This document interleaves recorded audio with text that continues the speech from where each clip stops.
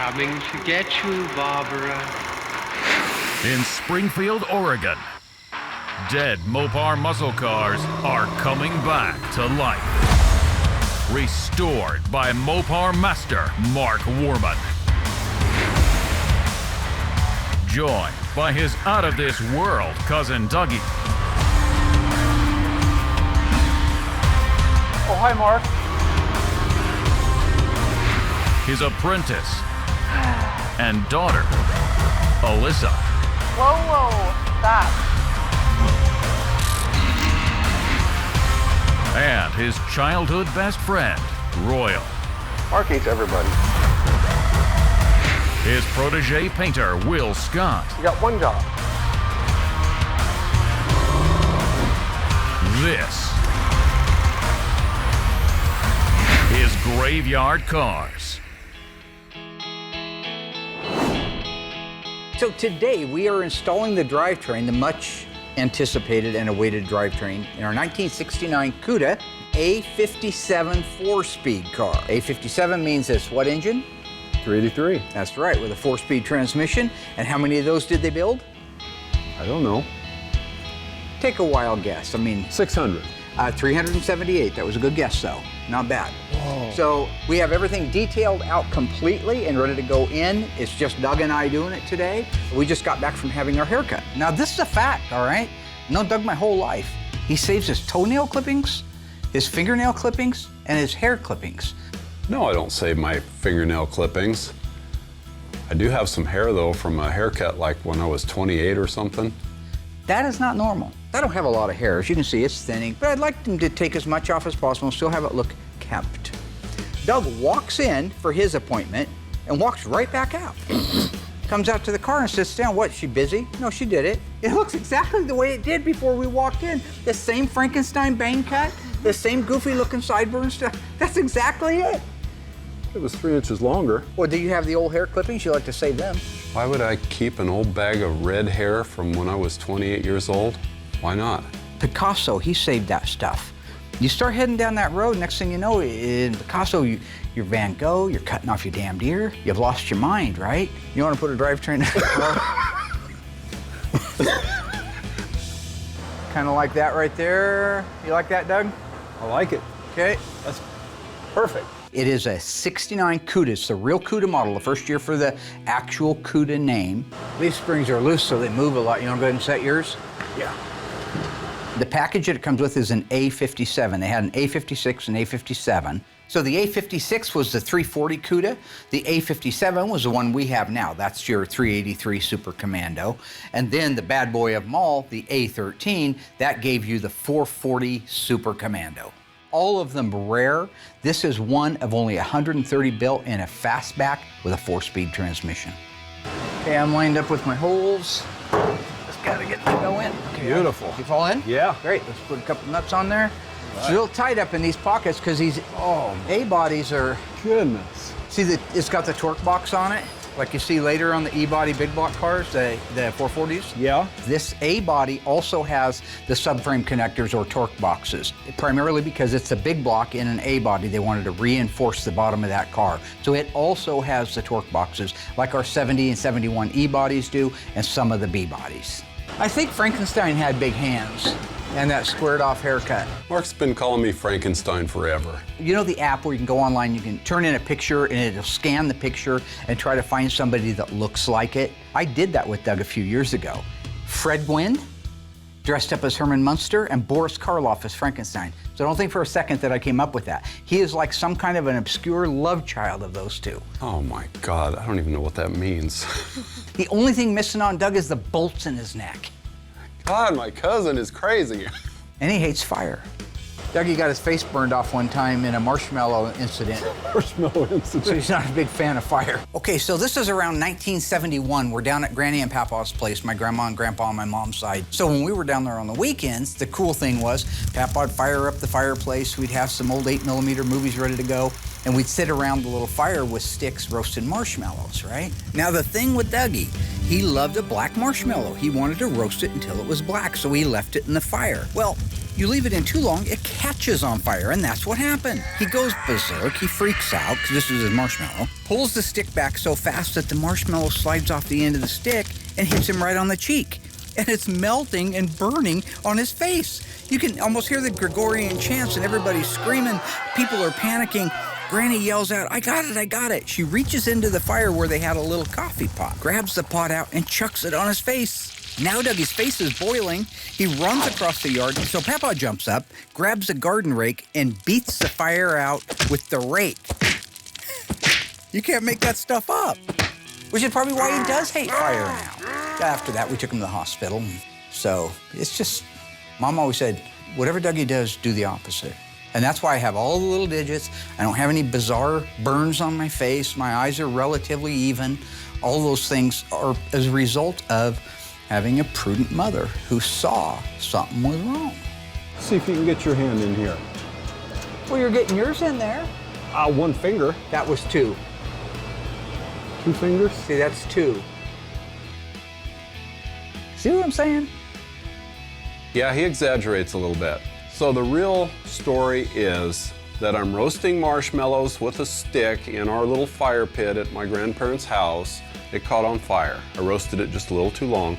So anyway, I pull it out of the fire, blew the fire out, and I wanted to finish toasting the other side. Well, when I pulled it out again, it flew off the stick, stuck to my lip on fire, and burned my lip pretty bad. Even though his story was a little bit over the top, it was pretty funny. Could you used to have the car come down a little, or is it good for you? My side's pegged. Okay. You can lower it more. Now, A-bodies have a unique rear shackle mounting.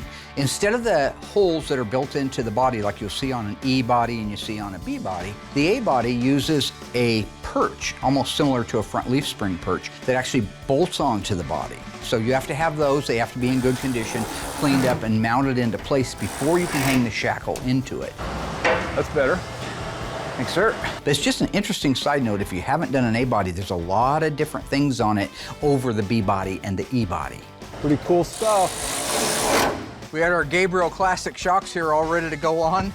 These are the ones we put on all of our cars. A-body uses a different rear shock. And I know all the A-body guys out there right now, you're an idiot. You should know that. You say you're the Mopar master. Oh, okay, I don't do a lot of A-bodies. So we can't put the rear shocks on because we don't have them. Okay, live with it. We're gonna lift the car up off the cart, and then we're gonna roll the engine in place. In your own words, just tell us, what's it like working with Mark? I don't want to be honest.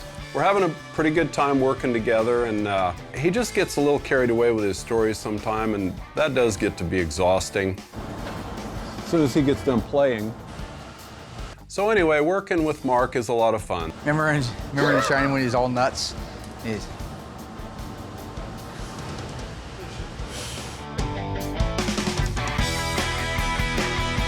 So I'm getting ready to put together the nose cone for the Daytona. I'm pretty excited, also nervous at the same time. I've never done this before to, also see all the intricate stuff that goes into putting one of these on.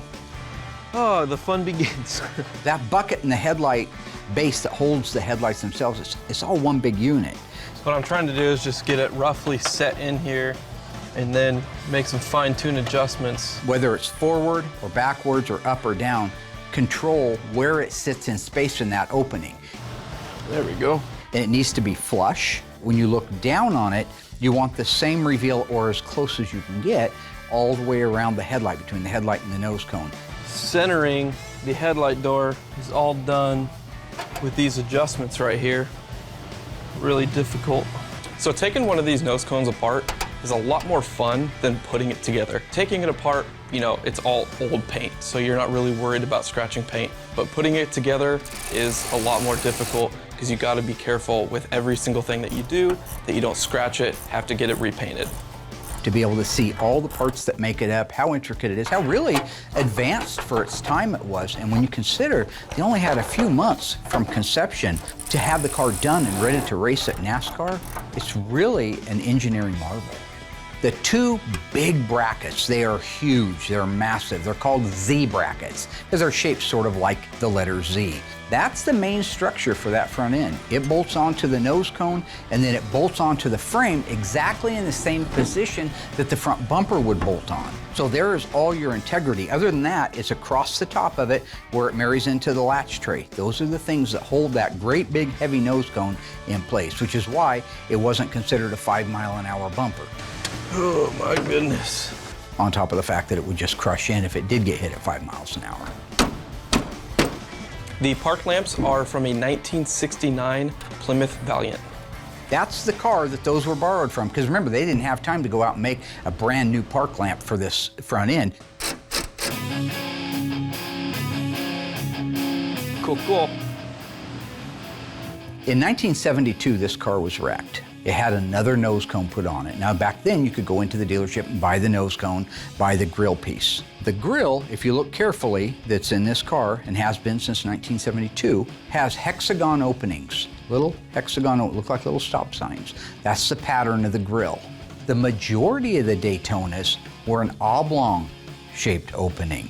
Tony D'Agostino's Daytona had the hexagon, this one and a few others, but for the most part, the majority of the Daytonas, like Tom Partridge's red 69 Daytona that we did a few seasons ago, that had the more common rectangular one. Just an interesting note if you're at a car show.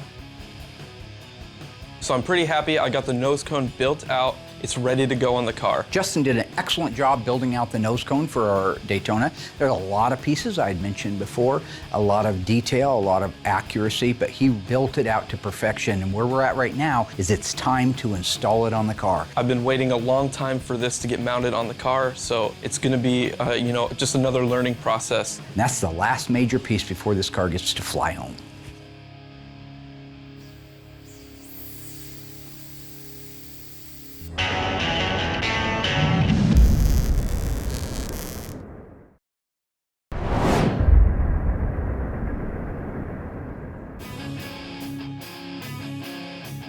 Okay, All right.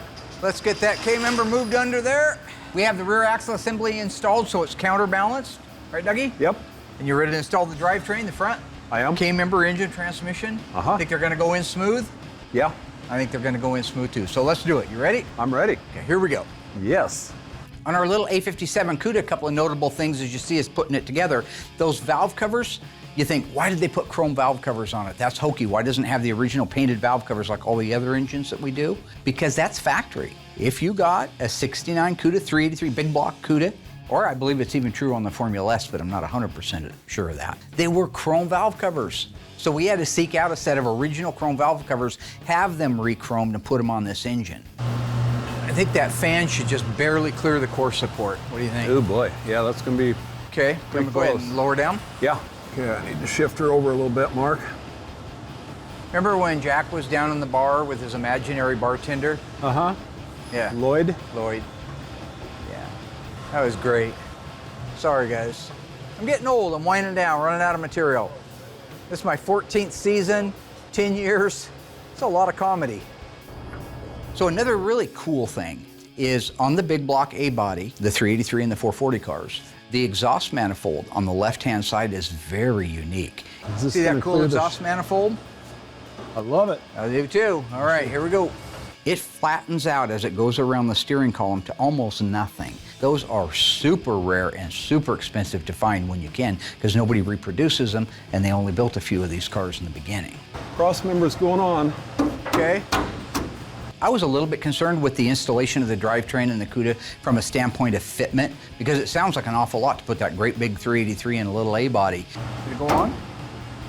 Okay. Crazy. Yeah. Things lining up like butter. Like a glove. But it went off without a hitch. Everything lined up nicely. Should put big blocks in A bodies all the time. Can't believe it, but it looks like they're lining up over here. Part of it is the fact that you're prepared for that. We're professional, so we have everything ready to go into the car. You have your pony bar? On the cart over there. The other thing is working with the guys that I get to work with, like Doug. Needs to go back a little bit. Mine too. We know that just a little movement here is going to give us the correct alignment that we need. There it goes. But at the end of that day, once we had everything lined up and lowered the car down to line up the holes for the K-member bolts, they threaded in by hand, literally. Okay, there you go, bud. Wow, that was the easiest one we've ever done in our entire lives. That's crazy. Same thing for the cross-member bolts. He's just hooking the front shocks up now, and you're lined up on your side? They're in. Wow, beautiful. Absolutely one of the easiest drivetrains we've ever installed. Okay, going up, keep an eye on it, make sure it doesn't fall apart. I'm watching, I'm watching. Good? Yep. You remember that time you and Andy and Sandy went to that toga party? Yeah. That was awesome, huh? Why didn't you go? Wasn't invited. Maybe they didn't let people in with dead dads. Or tumors in their feet, or maybe they have Osgood slaughter and they can't go to a toga party. I mean, he's done that character so hard and so long that it's almost him. What, you guys run around chanting, Osgood, Osgood, Osgood? I don't know what that means, okay? Osgood slaughter. Not a lot of people have it, but the people who do have it know what it is. And I've taken the liberty to write down because people think, well, you made it up, Osgood slaughter. No, it's a real thing. So if you look it up, you'll find here, I got it written down, patellar ligament at the tibial tuberosity.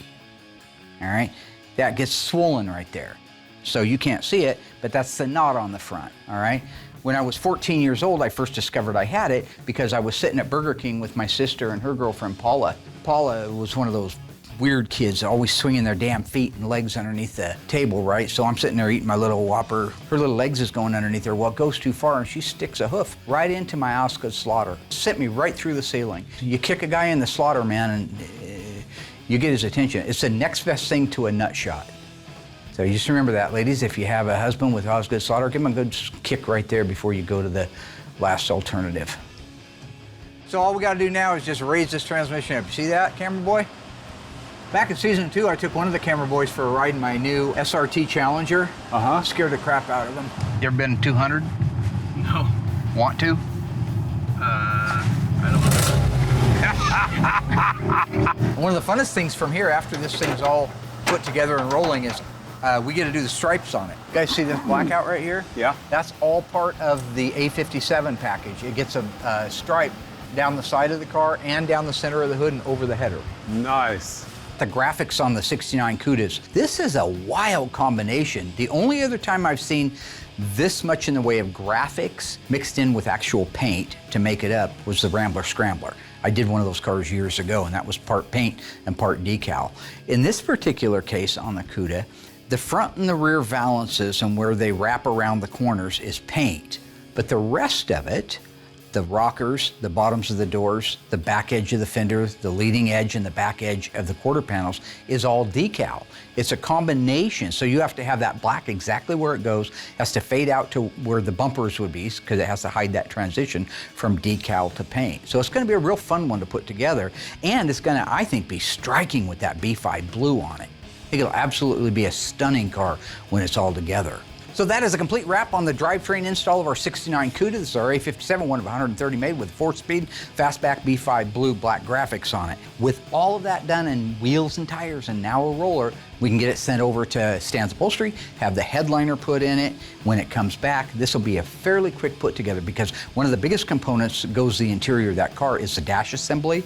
We already had that done 6 months ago over at Instrument Specialties, which for us to be that far ahead of the game is almost a miracle. But in this case, that's where we are. So the car should fall together relatively quickly.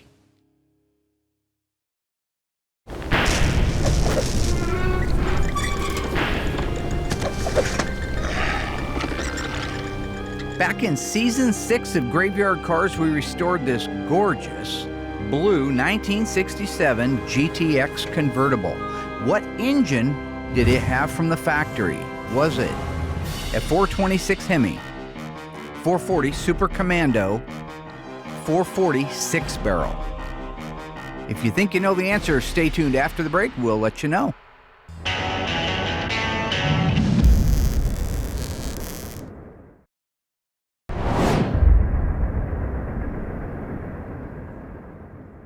So how'd you do on that one, folks? Our 67 GTX convertible.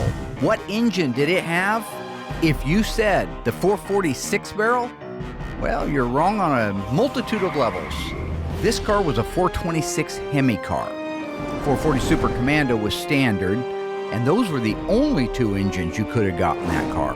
The 446 barrel didn't get introduced until mid-year 1969. In addition to that, this car had a white convertible top.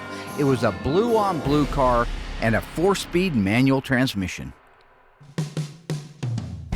So we finally got our 1971 Cuda, the one that burned up, the Phoenix Cuda they named it. 1971 B5.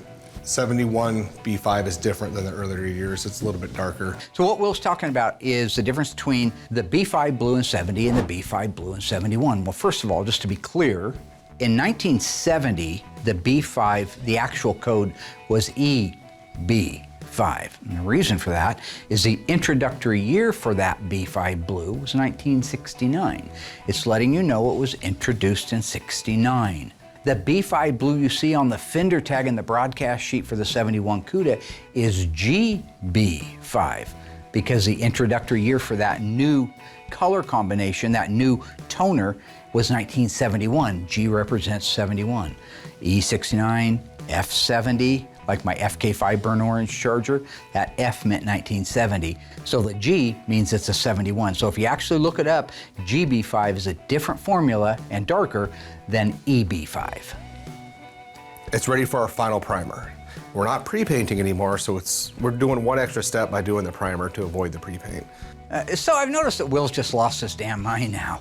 He's not even the same young guy. If you look at the old pictures when Will worked for me, clean cut, good looking young guy, hard worker, you know. He was like that all-American guy type of thing, and now he's just nuts. And I think part of it is he grew up watching wrestling. I know that a lot of you won't recognize the obscure reference, but I'm telling you right now, between the pencil hanging down, the crazy-ass long hair, the weird wild beard, he's gonna be wearing a rubber band in his beard and on his cheek very soon, and I'll tell you why. Captain Lou Albano. He thinks he's Captain Lou Albano. So, if you don't know who that is, look it up. He was in a Cyndi Lauper video.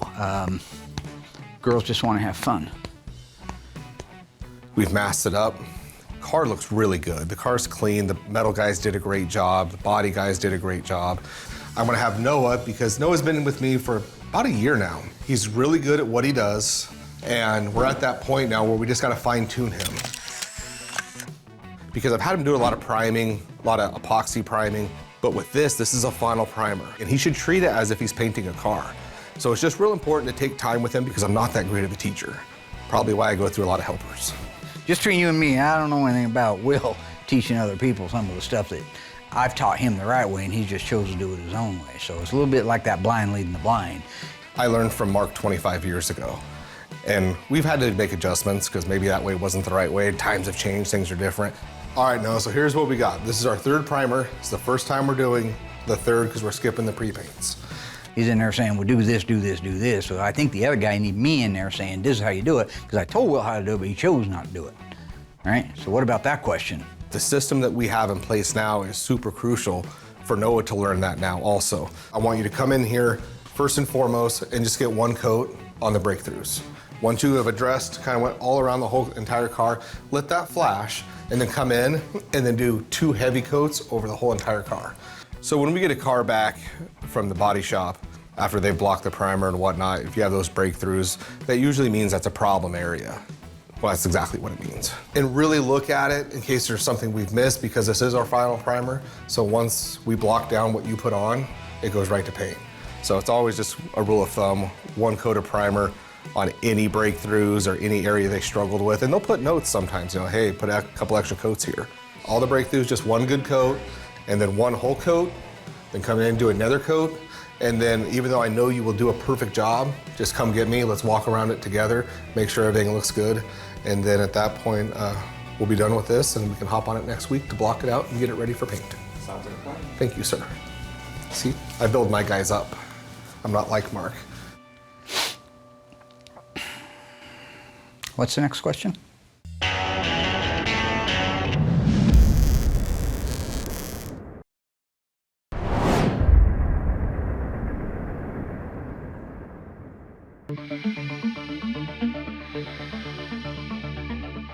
The primer that we use, it's a slow primer, it's a thick primer.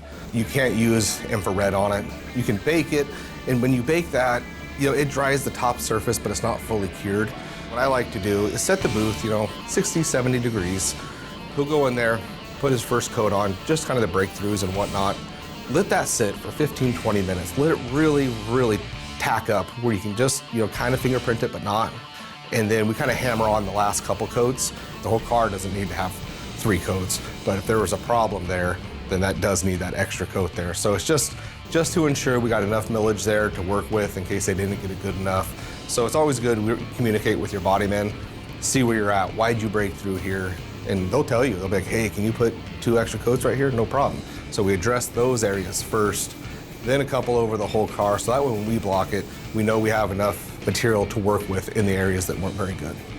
And after those are done, you just kind of put that car aside. Because if it's summertime, you let that car sit out in the sun for a couple days, it'll discolor and it's hard as a rock and ready to go. But being wintertime, anytime it drops below 50 degrees, it's not drying at all. So we try to keep them inside, just put them in the corner of the shop somewhere, let them sit there if we can let them sit there a week is really good, if not, 10 days.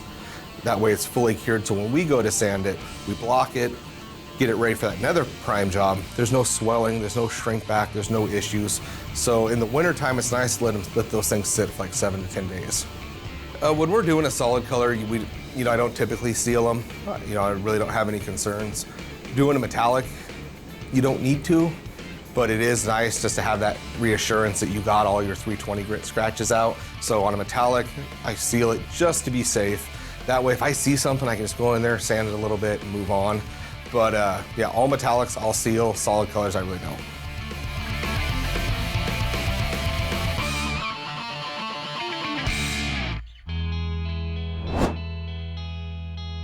So today I'm gonna put the seats in the 1969 Dodge Charger Daytona. This is one of the last final steps that I gotta do for the interior. So it's fun for me to be able to watch the second Daytona Charger being done at Graveyard Carz. Now the first one we did was Tom's Charger Daytona, which was R4 red with a white interior and a white stripe. So it's cool that this is Hemi orange with a black interior and a black stripe. Quite the contrast between the two. I always like to fold these up. Makes it a lot easier when you're trying to put the bottom seat in. But watching it go together just reminds me of some of our earlier days at Graveyard Carz. Now back then, we had the company that made the seat in the interior and the upholstery kits come out and help us install it. Today, we've evolved to a point where we can do all of that stuff ourselves, other than putting the material on the seats, which we have stands do. Putting seats in is, it's pretty easy. Once you have your holes punched out of your carpet, they drop in really nice. You can just 4 bolts on the bottom on each seat and you're done. Now, when this car came to us, Tony D'Agostino and I talked about, do we restore the car or don't we restore the car? I knew that the owner wanted to have the car restored. He bought it brand new. It was time for him to see the car look the way it was when he bought it. But Tony and I did have the discussion, should it be saved and what would that look like? If you look at the original pictures of the Daytona and the seats in it, other than the driver's seat, those seats looked beautiful. The whole interior, other than the carpet, was in very nice shape on this car. Looking at the old original stuff and the stuff that we've done, at a glance you think, well, that just wasn't a Graveyard Carz car. There we go. It wasn't dead like most of the cars we do, but it was the kind of car that deserved to be done the way Graveyard Carz does their cars. Alrighty, all done. So I just finished putting the seats in the Dodge Daytona. I'm pretty happy with how it turned out. And now that I got the seats in, I can just finish wrapping up the rest of the interior.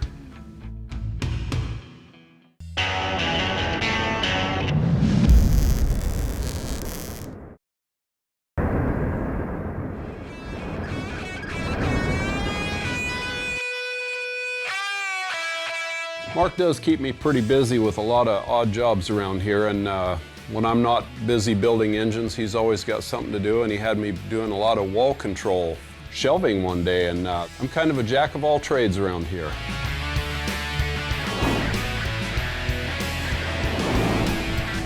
Our 69 Dodge Charger RT 4-speed car is going away. Now, I bought this car for the purpose of an investment.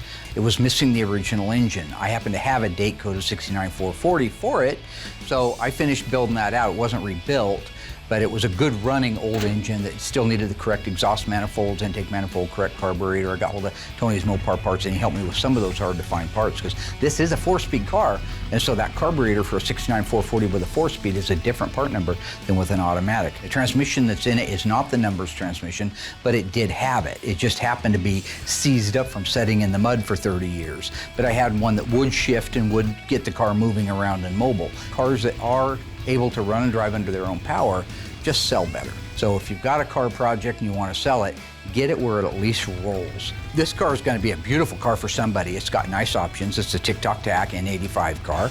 It is B5 blue, black top, black interior, 4-speed. All those things, when you start talking 68, 69, and 70 Charger, make it extremely desirable. So I'm looking forward to watching the progress to the gentleman I sold it to as it begins to come back to life again. So we don't have to fix them all here at Graveyard Cars. Sometimes, just sometimes, we can let somebody else have a piece of the pie.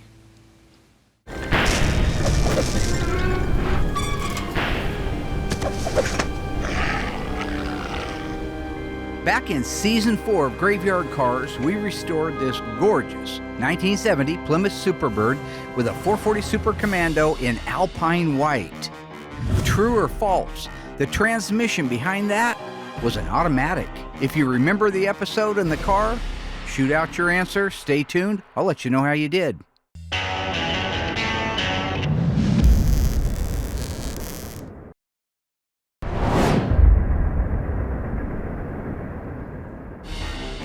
If you remember the 1970 Superbird from season 4 with a 440 Super Commando Alpine white, then you should remember the transmission.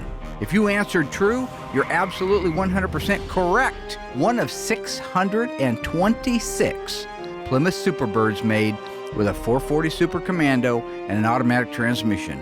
Our Superbird featured EW1 Alpine white with a black vinyl top, black interior with silver highlights. That automatic, by the way, it was shifted up on the column.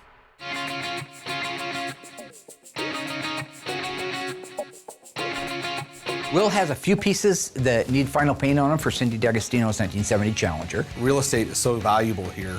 It's hard to take a car with the deck lids and hoods and parts and pieces and do them at the same time. The deck lids and primer, so I block it out with 320, make sure it's all good and straight. Then after that, we'll guide coat it, and that guide coat lays in the 320 grit scratches. So after that, when I hit it with like 600, when you see all that guide coat gone, it means you got all the 320 grit scratches out. And the thing's finished off in 600 grit, no scratches, should be beautiful.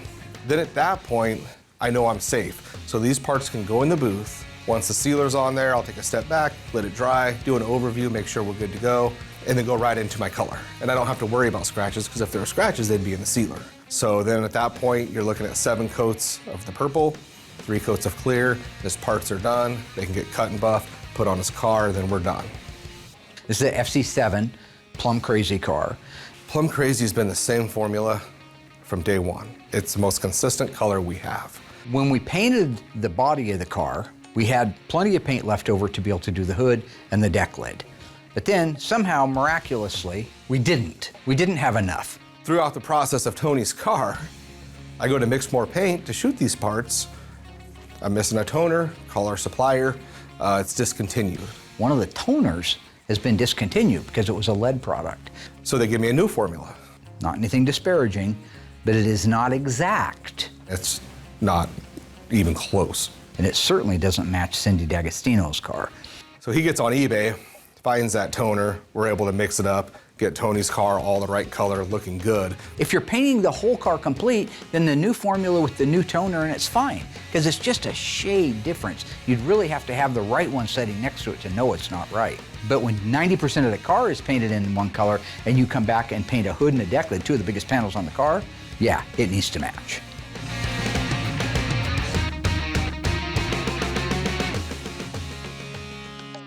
So today I'm ready to put the stripe on our 1969.5 Super Bee. It's an intricate process, it's a delicate process, and if you screw up, you're wiping out a $200 or $300 decal. This is something that I've gotten in a position with Justin that I can walk away, and he is quite capable of doing it. One of the cool and unique things about this stripe is that it actually has color to it. So it's got a yellow bee in there. Well, that's really kind of cool, and it really sets off the stripe for this car.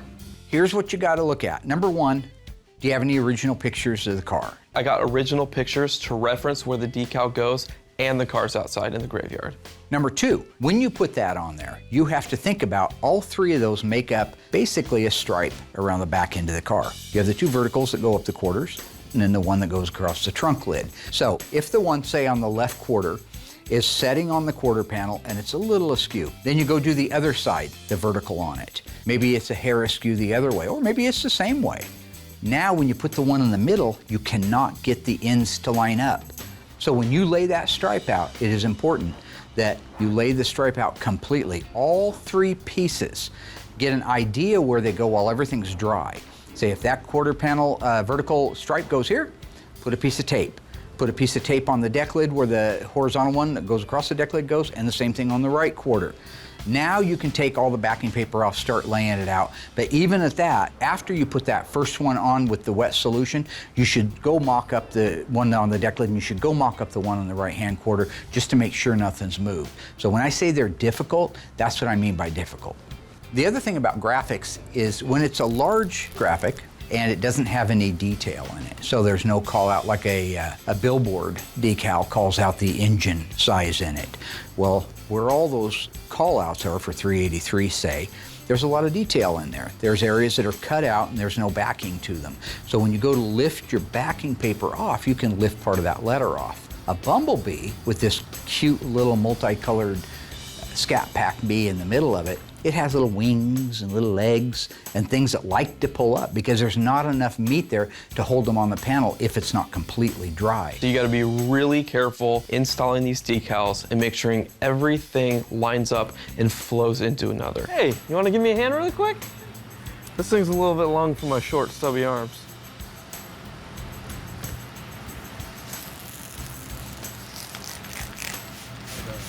So what I'm spraying on this car to apply the decal to be able to make it pliable and move around to make sure I get it in the right spot. It's just a soap and a water solution. You just put a little bit of soap in a bottle, fill it with water, mix it up. It gives you enough time to be able to move that decal around before it really adheres to the car.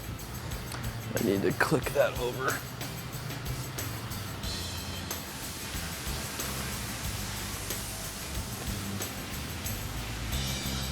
This guy. So when that decal is on and you can pull all the backing paper off, it's the best part because it really makes that car pop. When you talk about an F6 green, it's a beautiful color, spring-only color, gorgeous, but it's kind of plain till you see that Bumblebee stripe on it. So the Bumblebee makes the back half pop. That black hood is going to make the front half pop.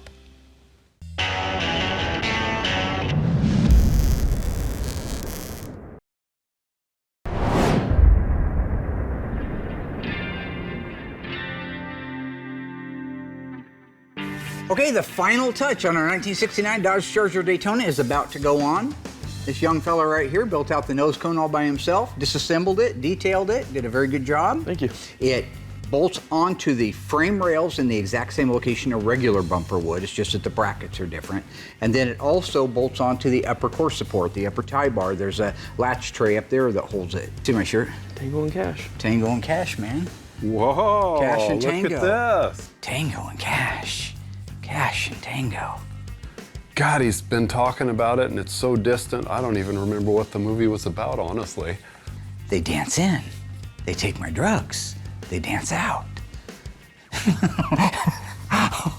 God, I hate them. That's Jack Palance in Tango and Cash. All right, gentlemen, how do you feel about this? Oh, so we're gonna roll it up close to the car. I'll be at the front just kind of rocking it. Okay. So you can get the right pitch to it. Is the car at the right height? I'm glad that we have 3 people to help put this nose cone on. So we're heading in that way now, right? Yeah. Okay. This is a very bulky assembly. Just tell me, I can't see anything, so you gotta tell me if you want me to tip I think it that's up. pretty good on my end. How are you looking over there, Doug? Pretty good. Okay. That thing is way heavier than it looks. Having it set on that table to basically bear all that weight so we can align it, lift it up into place, and put our bolts in. So to get the lower Z brackets that I mentioned earlier lined up with the holes perfectly, because they do have to be lined up perfectly for you to even start the bolts, it's just a little bit of movement here, a little bit there. Right back. Do I need to raise the car up a hair more? Yeah, probably. Just an Probably a inch, couple maybe. inches, yeah. Okay.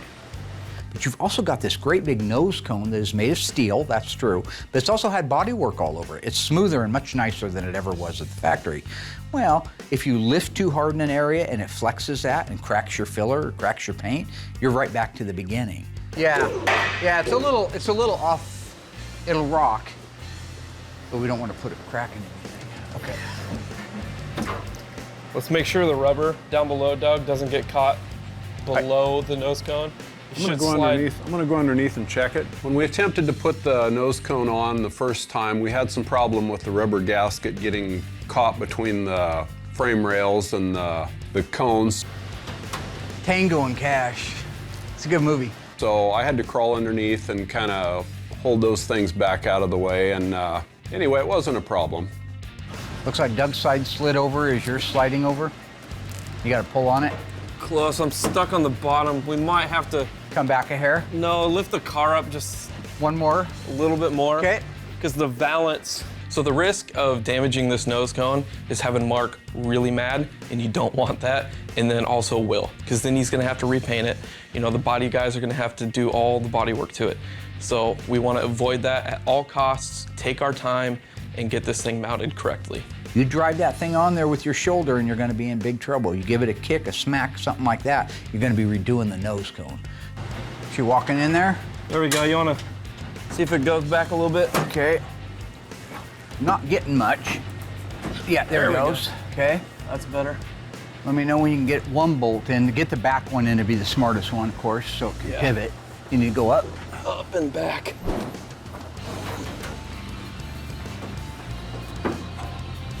Got about a ½ an inch till I can get a bolt in there. Okay. A little bit more.